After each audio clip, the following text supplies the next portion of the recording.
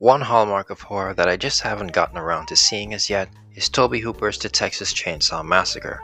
While the 1974 original was wildly successful at the box office, highly influential on future generations, and is widely regarded as one of the greatest horror films of all time, similar cannot be said about its messy, albeit very interesting offspring of sequels, prequels, reboots, and remakes. Don't get me wrong, some of them have their cult fan bases and made a decent chunk of change at the box office, but ultimately they all failed to come even close to the critical and commercial success of the original. Well, all except the 2003 Michael Bay produced remake, which, while not as highly revered in the eyes of critics and fans as Tobe Hooper's original, did surpass it commercially when unadjusted for inflation, and did influence the revival of other dormant horror franchises such as the Amityville Horror 2005, Friday the 13th 2009, and A Nightmare on Elm Street 2010. I recently got a chance to see it, so I'd like to share my thoughts on whether or not I thought it was really that bad.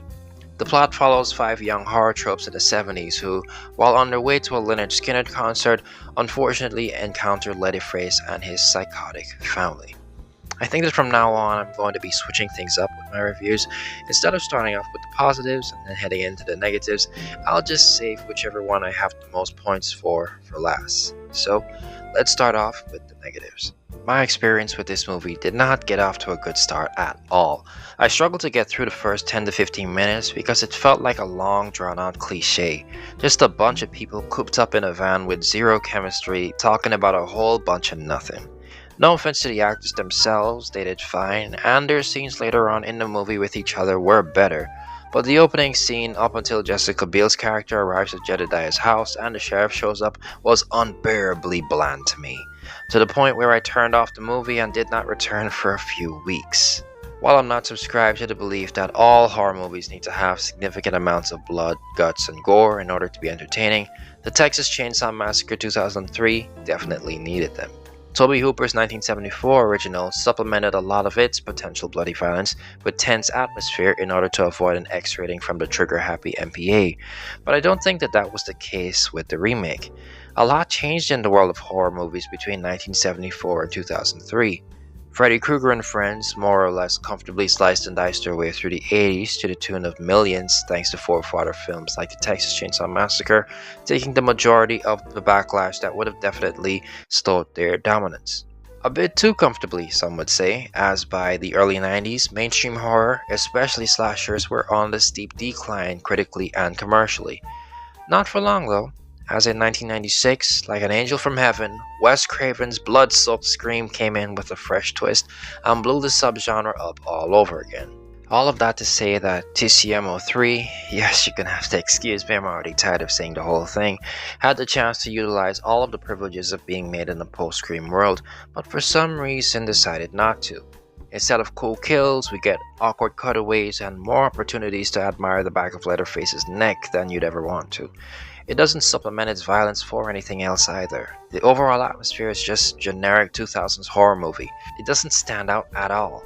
This weird and obviously deliberate decision to not show significant amounts of blood and gore, as well as not supplement it with anything, left TCM03 feeling pretty hollow and tame in my opinion.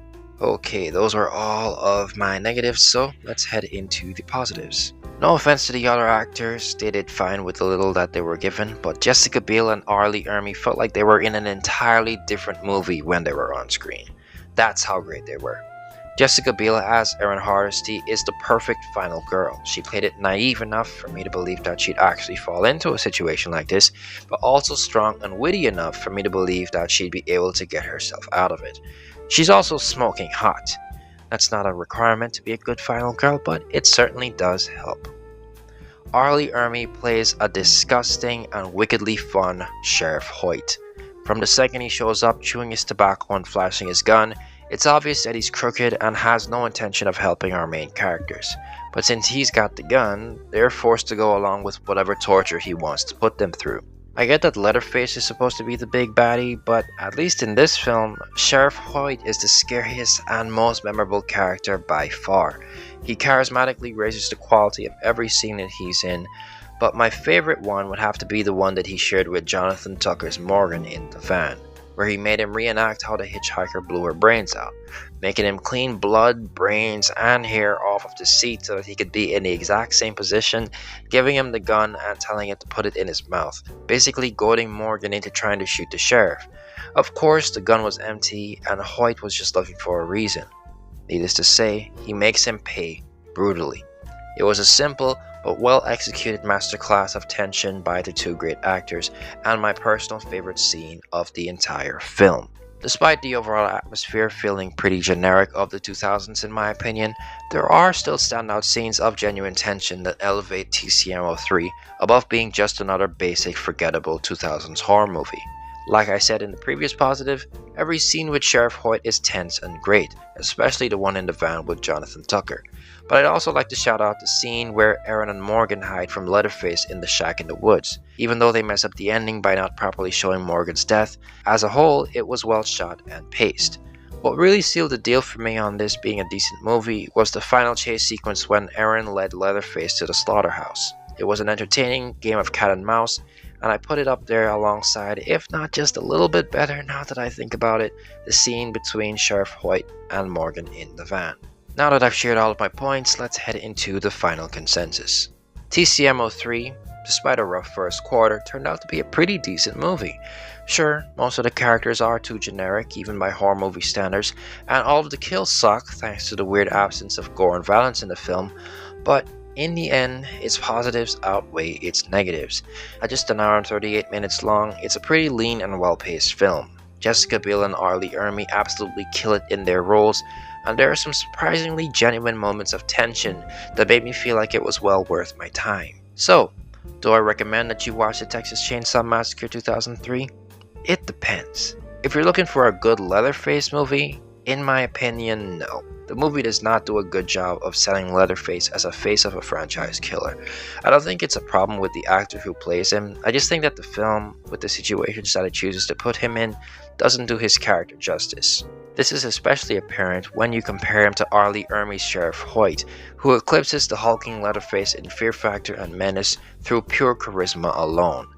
Now, if all that you're looking for is a quick runtime, above-average horror movie with an attractive cast, great mini-boss, and some standout scenes, and you can look past the lack of gore, then yes, TCM03 will serve you nicely. Thank you for watching. Don't forget to like, share, comment, subscribe, and hit the notification bell to know when I upload next. See you all next time. This has been Razor Talks. God bless.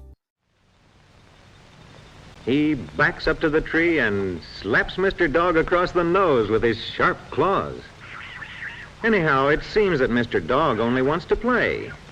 But this is too rough.